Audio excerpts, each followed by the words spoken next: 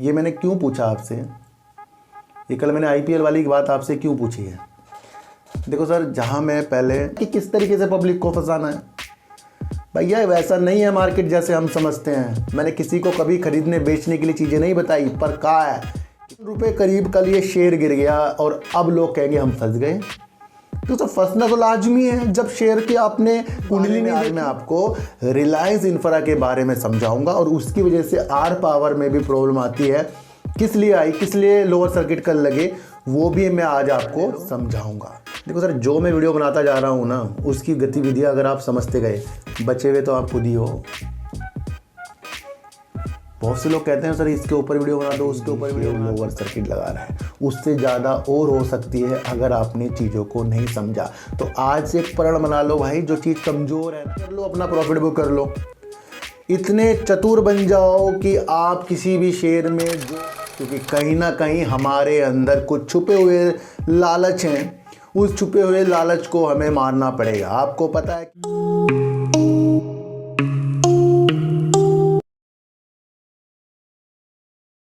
नमस्कार, मैं स्वागत करता हूं आपका अपने ही चैनल पर जिसका नाम है सार्थक बाजार से।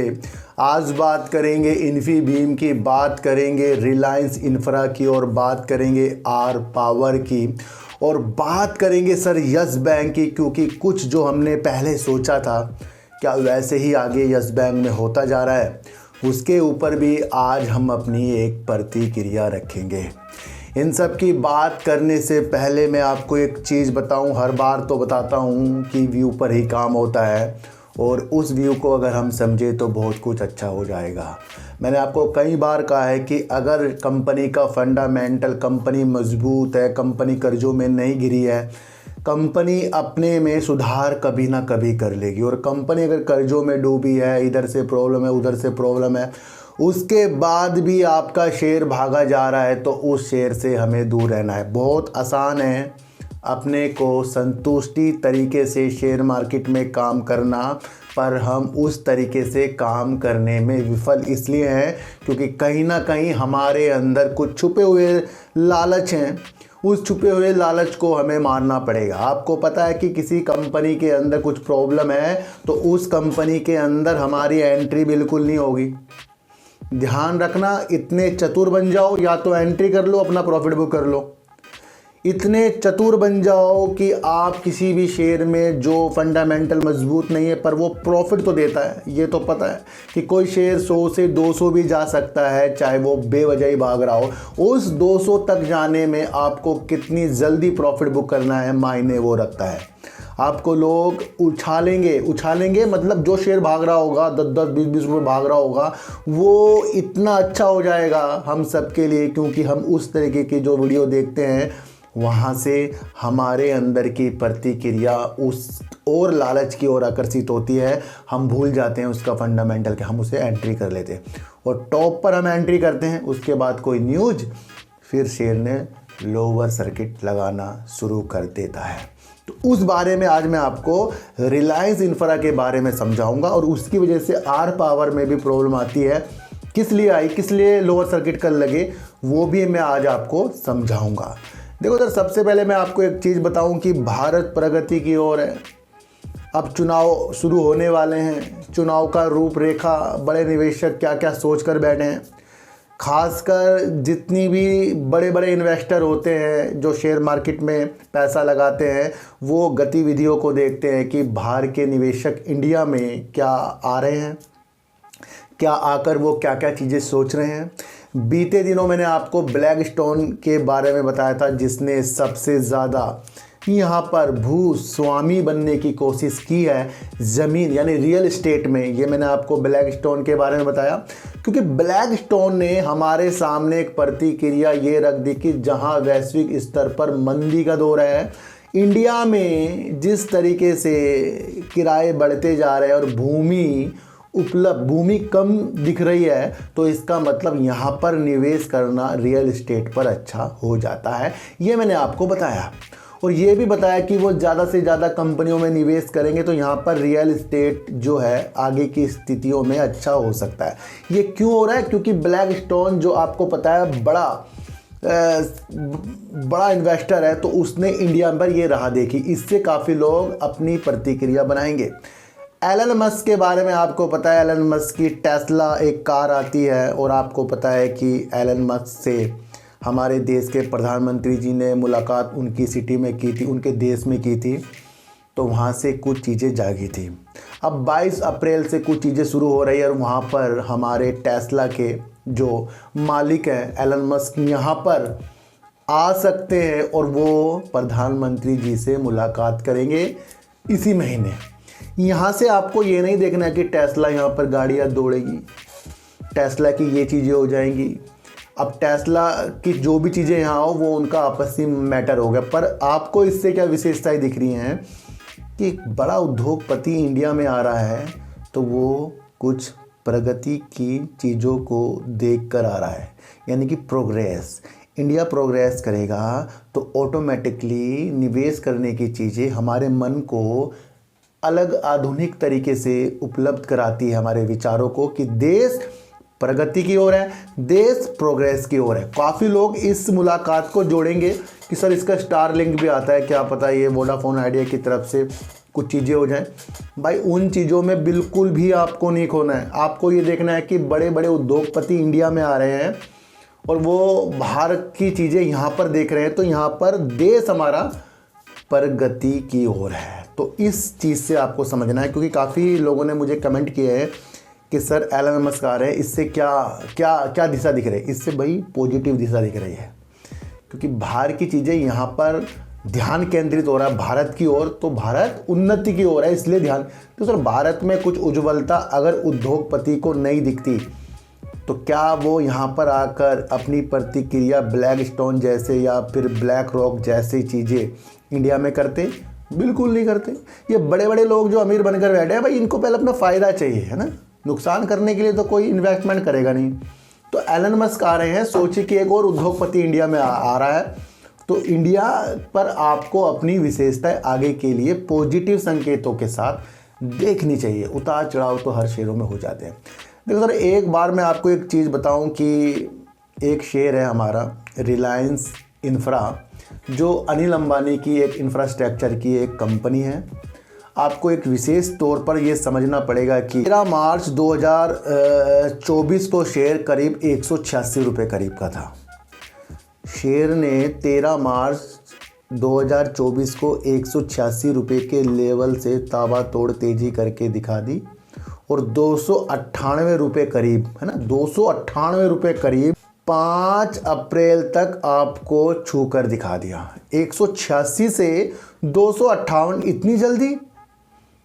तो आपको यहाँ देखना चाहिए कि इतना ज़्यादा ये शेयर भाग गया, और इसी उपलक्ष्य में काफ़ी लोगों ने इसके अंदर कर ली थी एंट्री, क्योंकि शेयर तेज़ी में जा रहा था, लोग इसकी वीडियो बना रहे थे। देखो सर, एक चीज़ मैं आपको बताऊं, जब शेयर तेज़ी में जा रहा था तब इसके अंदर वो न्यूज़ निकल कर नहीं आई, पर जब शेयर ने 20% का लोअर सर्किट एक न्यूज़ से लगा दिया, और वो न्यूज़ बहुत इंपॉर्टेंट थी रिलायंस इंफ्रा के लिए, है ना, तो 56 रुपये करीब कल ये शेयर गिर गया, और अब लोग कहेंगे हम फंस गए।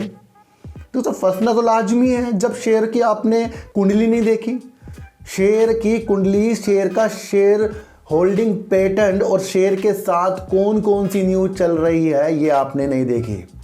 ये जो न्यूज़ मैं आपको आज बता रहा हूँ, इस पर मैं कई बार ऐसा नहीं कि रिलायंस इंफ्रा पे मैंने वीडियो नहीं बनाई है, रिलायंस इंफ्रा में बीते साल मैंने भी वीडियो बनाई है। और ये मसले जो चल रहे हैं ना, ये मसले 8000 करोड़ की एक पुरस्कार राशि है, जिसको सुप्रीम कोर्ट ने रिलायंस इंफ्रा की एक सहायक कंपनी को, ये नाम यहाँ पढ़ लेना, उसको 8000 करोड़ रुपए DMRC को देना था। इस पर कई न्यूज़ आ रही थी।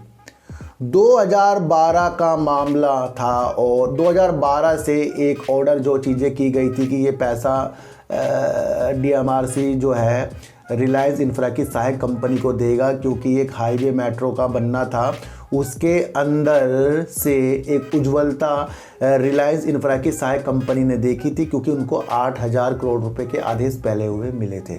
लेकिन डीएमआरसी की एक उपचारात्मक याचिका को फिर से सुप्रीम कोर्ट ने सुन लिया, स्वीकार कर लिया और अपने ही फैसले को पलट दिया। यहाँ से आपको क्या दिशा मिली कि यहाँ से जो 8,000 करोड़ की आस रिलायंस इंफ्रा की कंपनी जो है दिल्ली एयरपोर्ट मेट्रो, उसको 8,000 करोड़ की चीज़ें अब नहीं मिल रही है, क्योंकि सुप्रीम कोर्ट ने फैसले को पलट दिया। इस उपलक्ष्य में शेयर 20% का लोअर सर्किट लगाकर बैठ गया।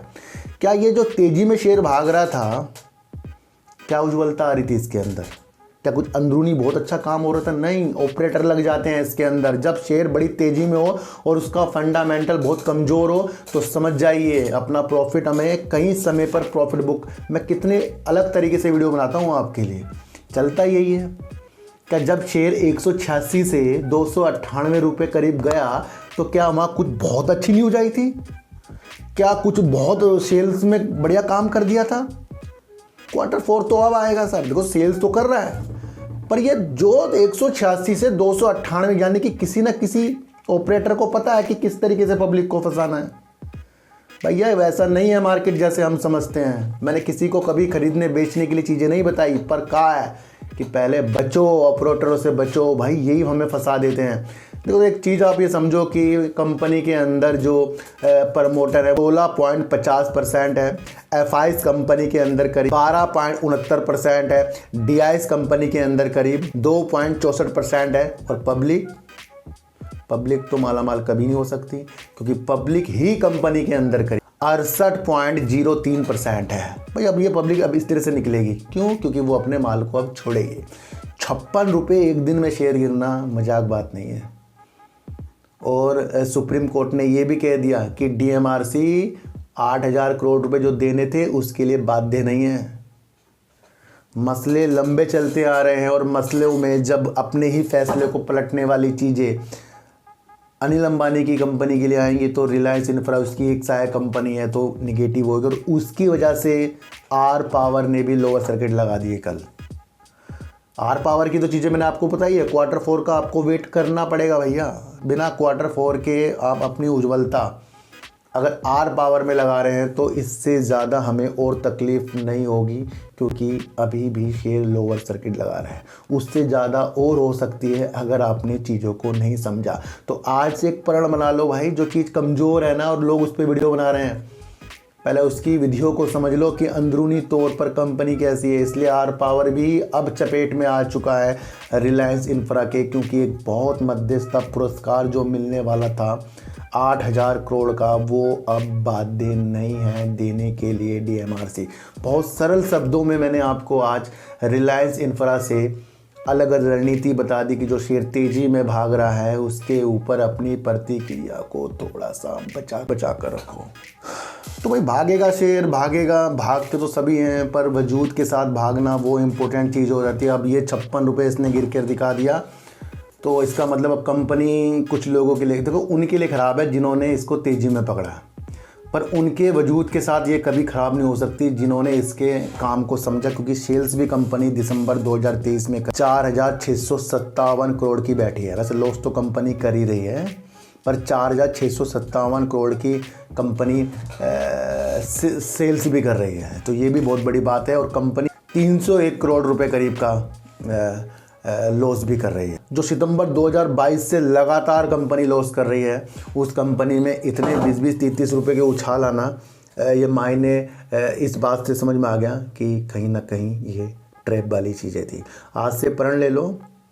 देखो सर, जो मैं वीडियो बनाता जा रहा हूँ ना, उसकी गतिविधियाँ अगर आप समझते गए, बचे हुए तो आप खुद ही हो। बहुत से लोग कहते हैं सर इसके ऊपर वीडियो बना दो, उसके ऊपर वीडियो बना दो, फंडामेंटल कमज़ोर, शेयर भाग रहा है, तो अब उस वजह से मैं आपको वीडियो बना दूं। मैं तो बता देता हूं भाई ये निगेटिव है, ये पॉजिटिव है, मैं तो खुद बता रहा हूं, है ना। तो उन गतिविधियों को आपको समझना है। देखो सर, दोबारा से फिर बता रहा हूं कि इन्फीबीम जो है एक हमारे लिए फ्यूचर का शेयर हो सकता है, क्योंकि मैंने आपको कहा था कि इन्फीबीम अब सबकी नज़रों में है, और जब कोई शेयर सबकी नज़रों में होता है तो वो जल्दबाजी में ऊपर की तरफ नहीं जाता। कंपनी की सेल्स अच्छी है, कंपनी की प्रॉफिट अच्छी है, कंपनी का फंडामेंटल अच्छा है, कंपनी पर रिजर्व अच्छा है, कंपनी की आगे की मंशा बेस्ट है, चाहे वो आरबीआई की तरफ से एक लाइसेंस मिलना हो या बाहर देशों में काम करना हो या अपनी वैश्विक स्तर की पहचान को और अच्छा करना हो, इंडिया में गुजरात में एआई का हब बनाना हो, ये सारी रणनीतियाँ आगे जाकर उज्ज्वलता की ओर आएंगे। एक सवाल है कि प्रमोटर इसके अंदर से अपनी हिस्सेदारी को बेच रहे हैं। देखो सर, मैंने आपको फिर बता रहा हूँ क्योंकि कुछ लोग इसको समझे नहीं थे।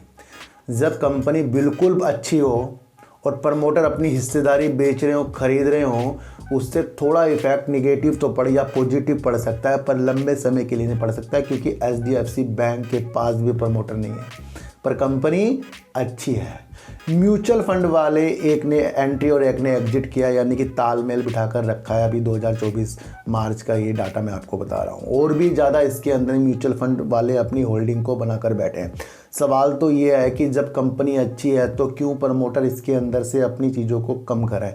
प्रमोटर समझता है भाई कि अगर वो अपनी चीज़ों को कम करेगा, उस पर पैसा आएगा, क्या पता वो पैसा अपनी कंपनी में वो लगाए, तो उन चीज़ों को प्रमोटर को करने दो। आपको इन्फीबीम अगर लॉस करके दिखा रहा है, सेल्स डी ग्रोथ की तरफ जा रही है, रिजर्व कंपनी का माइनस में जा रहा है, शेयर होल्डिंग पैटर्न में आपको देखने को मिला सिर्फ पब्लिक ही भर गई, तो वो एक मसला अलग हो सकता है। पर अगर आपको लगता है सेल्स अच्छी है, प्रॉफिट करता जा रहा है, तो कहीं ना कहीं वजूद अच्छे हैं, तो फिर हमें लंबे के समय के लिए विषय के तौर पर देखो सर, है तो अभी छोटा ही शेयर ना, और छोटे शेयर में काफ़ी लोग चीज़ें इसके अंदर एंट्री कर सकते हैं।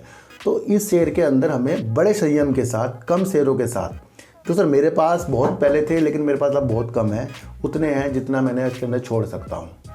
तो एक नियम तो ये भी बनाना पड़ेगा कि अगर ज़्यादा शेयर हमारे पास हैं और अच्छा प्रॉफिट आता है तो फिर छोटा सा अपना हिस्सा छोड़ो, दूसरे शेयरों को देखो। रणनीतियाँ तो हमें बनानी पड़ेगी। तो प्रमोटर अगर अपनी हिस्सेदारी बेच रहे हैं तो समझिए कि कंपनी लॉस नहीं कर रही है, कंपनी सेल्स कम नहीं कर रही है। जिस दिन सेल्स कम कर देगी, लॉस करना ज़्यादा शुरू कर देगी, कर तो रही नहीं है, कर देगी, तो उस दिन तो फिर ये प्रमोटर अगर बेच के जाए तो वहाँ टेंशन हो जाएगी भाई, है ना। तो उन चीज़ों को आपको समझना पड़ेगा। देखो सर, आज एक बात सत्य हो रही है, क्या सत्य हो रही है वो आप खुद ही बताओगे। यस बैंक के ऊपर आज से 1 साल से मैं आपको बता रहा हूँ कि जिन बैंकों ने यस बैंक को संभाला है वो पिलर कभी भी हट सकते हैं, और उस दिन से ही यस बैंक मजबूत होगा। ये मैंने कितने बार आपको बताया ना कि अगर यस बैंक प्रॉफिट लगातार करता जा रहा है, देखो सर, अगर हम इसकी एक चीज़ मार्च 2021 से दिसंबर 2023 तक लगातार इसने अपनी सेल्स को ऐसे बढ़ाया। एक बार भी ऐसा नहीं हुआ कि पहले क्वार्टर में ज़्यादा दूसरे में कम, पहले में अगर कम होगी तो दूसरे में इसने बढ़ाया, तीसरे में और बढ़ाया, चौथे में और बढ़ाया। तो इस तरीके से 2023 तक इसने अपनी सेल्स को मेंटेन किया, अच्छा किया है। एआरसी के लिए भी कंपनी बैड लोन के लिए भी अपना एक अच्छा वर्क कर चुकी है, और जैसी फ्लावर को अपनी ये बैड लोन की चीज़ें कर चुकी है। कंपनी ग्रोथ की तरफ भी जा रही है। टीम का मैनेजमेंट ने कंपनी को संभाल दिया, और सबसे ज़्यादा संभाला था एसबीआई ने जब ये संकट की ओर थी। और तभी मैंने आपको एक चीज़ बताई थी कि अगर यस बैंक आपको बहुत बुलंदी पर मिले तो आपको एक बात कभी नहीं भूलनी है कि कंपनी को जिसने संभाला है वो कभी भी निकल सकते हैं, है ना। ये न्यूज़ मैं कहीं नहीं आई थी, लेकिन ये मैं आपको बताता था अपनी साइकोलॉजी से। क्यों आज दोबारा बता रहा हूँ, क्योंकि अभी बीते दिनों भी आपको एक न्यूज़ देखने को मिली थी कि यस बैंक अपनी 51% की हिस्सेदारी बेच सकता है, क्योंकि प्रमोटर के लिए, है ना, प्रमोटर लाने के लिए। तो प्रमोटर मुझे लगता है कि लाजमी यस बैंक के अंदर आ सकते हैं, क्योंकि फिर से न्यूज़ निकल कर आ रही है कि क्या कौन सा खरीदार यस बैंक के लिए किस तरीके से अपनी चीज़ें देख सकता है, क्योंकि कहीं ना कहीं एसबीआई इसके अंदर से अपनी होल्डिंग या फिर अन्य कोई अपनी होल्डिंग को बेच कर इसके अंदर प्रमोटर आ सकते हैं। तो ये न्यूज़ आ रही है।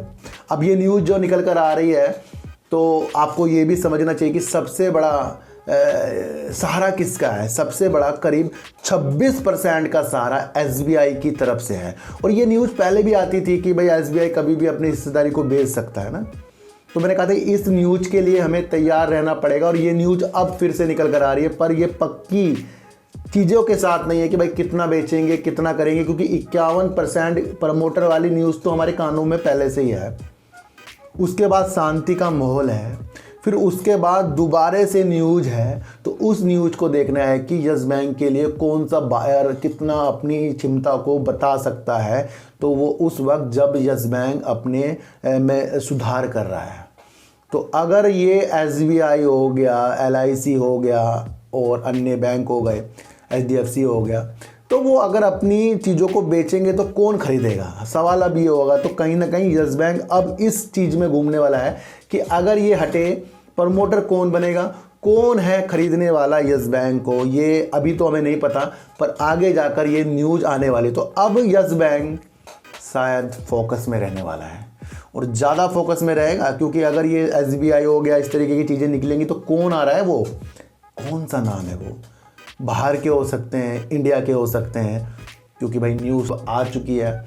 और अब इस न्यूज़ के दौर पर ही यस बैंक आपको उछाल गिरावट या कुछ भी करता हुआ दिखाई ज़रूर देगा। बड़ी हलचलें अब यस बैंक में अंदर होने वाली है। न्यूज़ बड़ी गहरी है, क्योंकि अगर उस कंपनी के अंदर प्रमोटर आए जिसके अंदर पहले कोई प्रमोटर ना हो, और सवाल ये है कि जिन बैंकों ने संभाला है वो अपनी हिस्सेदारी किस किस को बेचकर जाएंगे, तो ये लंबे प्रोसीजर हो गए हैं। इसलिए बड़े संयम के साथ यस बैंक की चीज़ों को आपको देखना चाहिए। DIS जो है, जिसमें SBI हो गया, LIC हो, 41.98% के है ना। तो अब आपको ये चीज़ तो ज़रूर देखनी पड़ेगी कि आगे यस बैंक में क्या क्या होता है।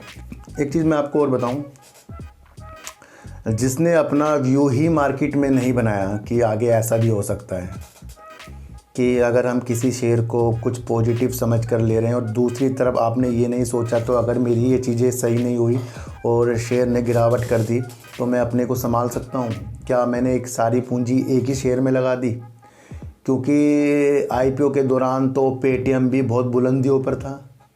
क्या वहाँ पर एक ही चीज़ के अंदर कोई पैसा लगाता तो आज वो किस हालात में होता? यूनिटैक जैसे शेयरों में लोग आपको फंसा कर जा रहे हैं, है ना। कई चीज़ों के साथ मैंने आपको बताया कि वो चीज़ें आपको समझनी चाहिए जो आगे जाकर आपका ही भला करती है, यानी कि पहले कंपनी को जानना। यस बैंक के अंदर आज आपको लग रहा है कि कौन कौन अपनी हिस्सेदारी बेचकर जाएगा, जिन बैंकों ने संभाला है, पर ये न्यूज़ तो मैं आपको पिछले 1 साल से बता रहा हूँ कि इसमें जब भी ये न्यूज़ आएगी तो आपको टेंशन आएगी। बता रहा था ना कि जब भी आपको लगेगी यस बैंक के अंदर से सब कुछ अच्छा हो गया, तो सोचना क्या था कि कब वो चीज़ें इसके अंदर से निकली। हो गया नहीं हो गया, वैसा ही आ रही है वैसी न्यूज़। अब इस न्यूज़ को पूरा होने में क्या पता कितना समय लग जाए, पर हमारे सामने धीरे धीरे करके एक चीज़ आ रही है कि पहले प्रमोटर वाली चीज़, फिर ये वाली चीज़ें। तो बड़ा आसान तो है पैसा कमाना, पर बहुत ज़्यादा पैसा कमाना बहुत मुश्किल है। तो उस ज़्यादा पैसे को कमाने के लिए लालच ज़्यादा होता है भाई, और ज़्यादा पैसा आ भी सकता है कि अगर हम थोड़ा थोड़ा करके अपने को मजबूत करें ना। तो उन चीज़ों को आप पहले समझें, एकदम से अमीर बनने की स्थितियों में मत निकल कर आएँ। एलन मस्क इंडिया की तरफ अपनी कदमों को अगर मोदी जी से मिलने के लिए डाल रहा है, तो इससे आपको सोचना है कि प्रोग्रेस की तरफ हमारा इंडिया है। और ब्लैक स्टोन ने भी रियल एस्टेट की तरफ अपनी चीज़ों को समझा। दूसरी तरफ आपको देखना है कि रिलायंस इंफ्रा को DMRC से यानी सहायक कंपनी को मिलना था 8,000 करोड़। अब उसको भी सुप्रीम कोर्ट ने कर दी है याचिका में अलग रद्द वाली चीज़ें। उससे बड़ी प्रॉब्लम DMRC की वजह से जो होनी थी और ज़्यादा हो गई, क्योंकि पहले नहीं मिल रहे थे पैसे, अब और बाध्य नहीं है देने के लिए। तो यहाँ से सीधा 8,000 करोड़ का झटका जो रिलायंस इंफ्रा को लगा, उससे आर पावर भी धुंधला हो गया। प्रमोटर का निकलना या प्रमोटर का आना इस बात पर ज़्यादा डिपेंड है कि कंपनी प्रोग्रेस की तरफ है या नहीं। इस बात को भी आपको समझकर चलना पड़ेगा। कल मैंने आपसे पूछा कि कौन कौन IPL देखता है, सबने सच सच बताया। किसी ने कहा टीम बनाते हैं, किसी ने कहा सिर्फ देखते हैं, किसी ने कहा सिर्फ किसी टीम को सपोर्ट करने के लिए करते हैं। ये मैंने क्यों पूछा आपसे, कि कल मैंने IPL वाली बात आपसे क्यों पूछी है?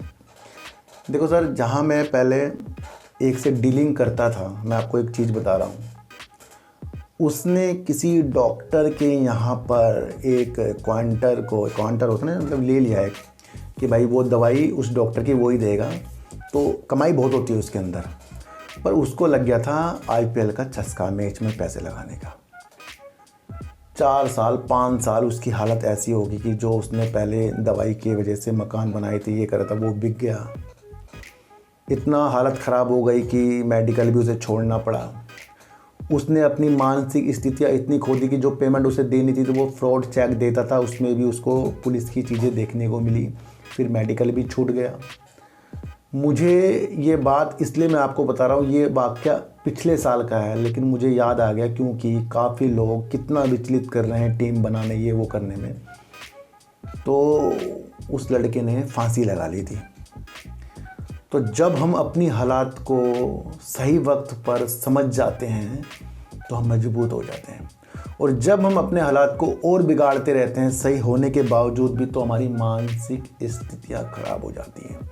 ये एक रियल चीज़ बताई है, क्योंकि उस लड़के ने फांसी लगा ली थी कर्जे में डूबकर। तो इसलिए मनोरंजन के लिए चीज़ें तो देखें, पर उतनी चीज़ें हावी ना होने दें कि आपको कोई करोड़पति बना देगा, है ना। ये चीज़ें हमें आपको बहुत ज़रूरी बतानी थी। तो सर, सब पहले आपको मेरी वीडियो देखने के माध्यम समझने होंगे कि मेरा माध्यम सिर्फ समझाने का, न्यूज बेस है, साइकोलॉजी को डेवलप करने का है, लालच से दूर करने का है, और संयम से पहले काम को भी साथ लेकर इसमें भी काम करने का है, अपनी मन की स्थिति को अच्छा करने का है। किसी को भी शेयरों को खरीदने बेचने की सलाह इस चैनल पर बिल्कुल भी नहीं है। मैं आपको इतनी सी एक बात बता दूं, मैं सिर्फ काम करता हूं न्यूज बेस, है ना, वो आपको समझकर चलना पड़ेगा। तो अपने को इतना अच्छा कर लो, इतना सच्चा कर लो, कोई भी आपको ठग ना सके, कोई भी आपको हाथ पकड़कर शेयरों को खरीदवा बिकवा ना सके। आपको जो भी करना है अपने द्वारा करना है। तो चींटे को आटा दीजिए, गाय को रोटी दीजिए, और अपने बच्चों को ज़्यादा से ज़्यादा प्यार कीजिए, क्योंकि बच्चे ही आपकी मासूमियत से किस्मत पलटेंगे। तो फिर मिलेंगे आपसे नई वीडियो के साथ, जब तक के लिए नमस्कार।